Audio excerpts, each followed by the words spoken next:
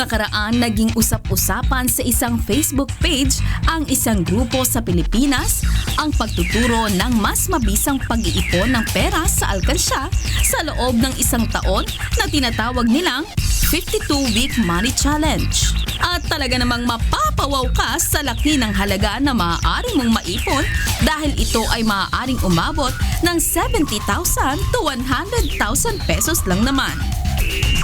Ito kaya ay epektibong paraan lalo na sa ating mga kababayang gustong makapag-ipon? Yan ang ating sama-samang aalamin ngayong umaga kasama ang ating pambansang ninang na si Ninang Riza. Hello! Yes! May kasama tayo ngayon na magtuturo sa atin ng pag-ipon. Okay. Very interesting yung topic na yan. Welcome 52-week po sa challenge. Okay. Gandang umaga. Okay, so kasama po natin ngayon si Miss Joy Sanchez ng The Global Filipino Investors. So ngayon ang topic natin ay tungkol sa pag-iipon na tinatawag na the 52 Weeks Money Challenge. Yes. So Miss Joy, tanungin kita, ano ba itong 52-week money challenge na ito? Ang 52-week money challenge is nothing new. Na-invent po siya ng isang American 2013. Gusto niya kasing efficiently makapag-ipon. So ginawa niya parang game sa sarili niya. May nag-vlog nito na isang Pilipina, Kuripat Pinay, last 2014, sumikat din siya. At pinost namin siya recently nang naging viral. Basically, 52 weeks is isang taon. Kada linggo, maghuhulog ka ng certain amount na lumalaki siya, depende dun sa increment na pinili niyo po. So, paano nyo to sinimulan? Bakit ninyo to sinundan at inilagay sa Facebook? Okay, so kami sa The Global Filipino Investors, pinopromote namin ang financial literacy, pag-iipon, pag-i-invest, at lahat ito nagsisimula sa magandang habit ng pag-save. So kami, ang ginawa po namin sa office, ginawa namin last year yung 52-week money challenge. Iba-iba po kami ng amount, depende dun sa kaya namin. At nung natapos namin, we felt na gusto din namin siya i-post ulit before the new year. Kasi perfect time para simulan mo siya ulit para ma-encourage yung mga viewers namin na mag-save. So, ito yung parang mag-iipon tayo ng like 50 pesos ngayong linggong to. Yes. Sa susunod na linggo, 100. i-double mo, gawin mong 100. Next Sa susunod na linggo is 150. 150 na. So, pataas siya ng pataas hanggang sa 52 weeks siya. So, makakaipon ng mga 69,000 Yes. to 70,000. Pag nag-start po kayo 50 pesos, ang end niya in the year is 69,000. Sinenta. Yung pagpili po ng amount, nasa sa tao po. Yung pamangkin ko po, for example, nag-start siya with 10 pesos. Nakaipon siya ng 13,000 at the end of the year. The year. Oo. Maganda to, Ninang. Kasi actually, shinare ko to sa aking Facebook account din, ano. At sinisimulan ko siya ngayong week na to kasi per week nga siya, ano. At maganda dito kasi sa mga millennials natin, mahilig kasi mag-challenge yung ating mga millennials, di ba? Challenge kita na yung Ice Bucket Challenge na uso rin ito, di ba? Maraming challenge na nauso ngayon sa Facebook. Kaya But this magandang ano to para May sa mga bata, yung 52-week money challenge kasi at least dito makikita nila na ito yung may ipon ko at the end of the year. Kaya maganda na alam mo yun, naiengganyo sila na gawin tong challenge. Actually, luma na yan eh. Di ba ang lagi natin itinuturo, yung mag-alkansya tayo. Parang basically, to gagamit tayo ng Yes, isang alkansya. Na nagsimula yan, di ba? Dati kawayan pa yung mga alkansya natin.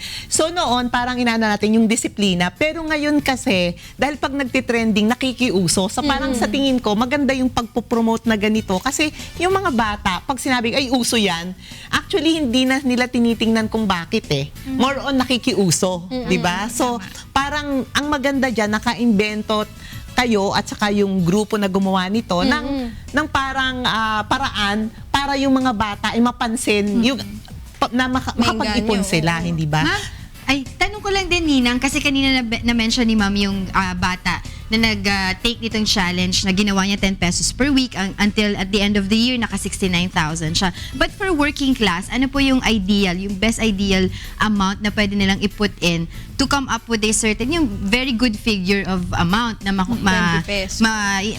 masasave nila within the year? Kasi for other, at saka yung ilang days dapat. Kasi for others, hindi daw nag-workout because they count 7 days. Usually daw, for working class nga, you only 5 earn days. 5 days. Oo. Kasi you don't earn naman on the weekend. So ano po yung idea na Actually, mechanism? it depends. Ang una-una is you get the template nitong 52 weeks. Titingnan mo kung hanggang saan yung kaya mo. Ang technique sa savings is yung kaya mo lang. Huwag mong sasagarin na masyadong malaki kasi mag-fail ka, madi-discourage ka na. So yun po yung start. Yung pamangkin ko nag-start siya with 10 pesos, umabot siya ng 13,000. Maliit lang yun, pero for a 12-year-old, malaki Yes, po of yun. course, kasi malaki hindi naman yun, siya malaki nag-work. yun. So sa akin, nung nag-start po ako, 50 pesos, noong una inisip ko kaya ko 100, pero natatakot ako, baka ako mag-fail. Yun, mahirap eh. So depende po yun. Kasi as you go throughout the year, palaki na palaki uhulog mo. When we did the challenge, dahil kami mga magkakasama sa office, iba-iba kaming amount, depende sa kaya namin.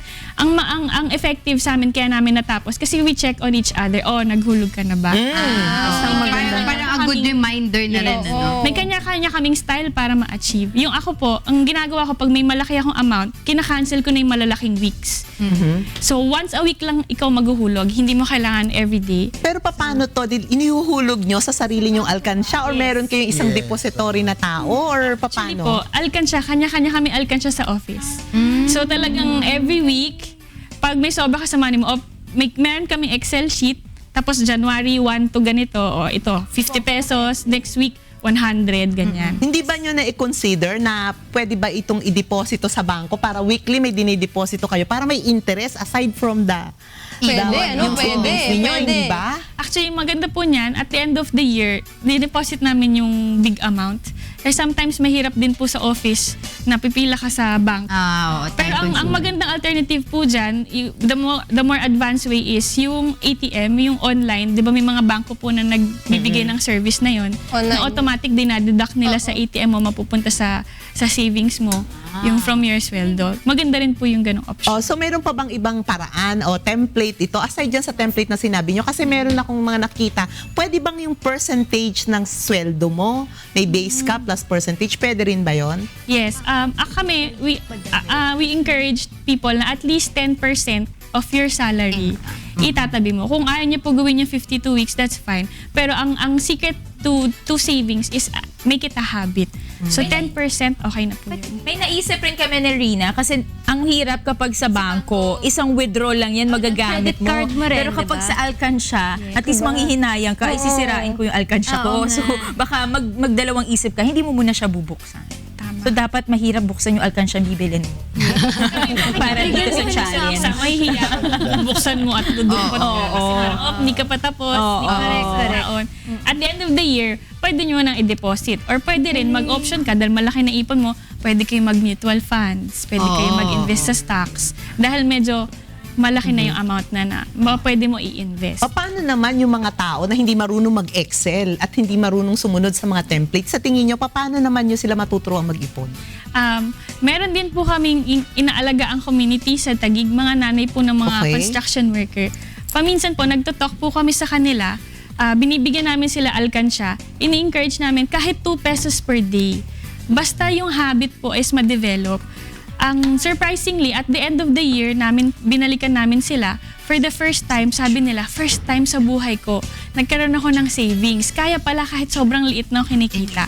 So I think, nagkaroon silang confidence and natuto sila mag-budget kasi ang objective nila, kailangan maihulog ako araw-araw kahit 2 piso.